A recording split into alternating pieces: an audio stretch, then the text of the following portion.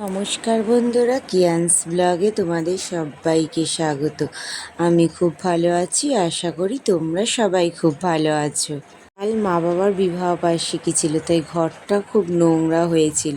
তাই ঘুম থেকে উঠে তাড়াহুড়ো করে ঘরটাকে আগে আমরা দুই বোনে মিলে পরিষ্কার করে নিলাম। আমাদের বাড়ির কাছাকাছি একটা জাগ্রত মন্দির আছে।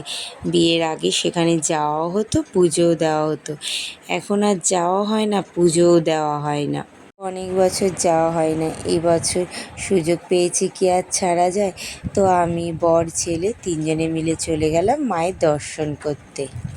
আর আজ আর কাল এখানে একটা মেলা বসে। তো দেখো মেলার কি ভিড়, আর মাকে দেখো পুরো ফুল দিয়ে মাকে পুরো ঢেকে রেখেছে। ওখান থেকে ঘুরে বর এইদিকে বাইক নিয়ে নিচ্ছে, চলে যাব একটু চন্দননগর স্ট্যান্ডে। মেয়েদের জীবনটা কেমন না, যেখানে বিয়ের আগে সবসময় আনাগোনা থাকতো, আজ বিয়ে হয়ে যাওয়ার পর অন্য জায়গায় চলে যাওয়ার পর তাই সেখানে আর যাওয়াই হয় না। এর আগে রবিবার শনিবার করে ছুটির দিন থাকলে বান্ধবীদের দেখা আর গল্প মানেই স্ট্যান্ডে চলে আসতাম। আমাদের বাড়ি থেকে খুব একটা দূরে না, দিক থেকে আমরা চলে যেতাম, ওই দিক থেকে বান্ধবীরা আসতো।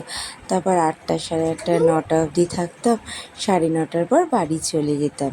এখন বিয়ে হয়ে গেছে, সংসার হয়ে গেছে, আর জীবনও চেঞ্জ হয়ে গেছে। যদিও বা ছেলেটা এখন ছোট, যখন ছেলেটা পড়াশুনো শিখবে তখন তো আরোই কোথাও বেরানোই হবে। ছেলে আর ছেলের বাবা মিলে একটু ঢেকি চড়ে নিল।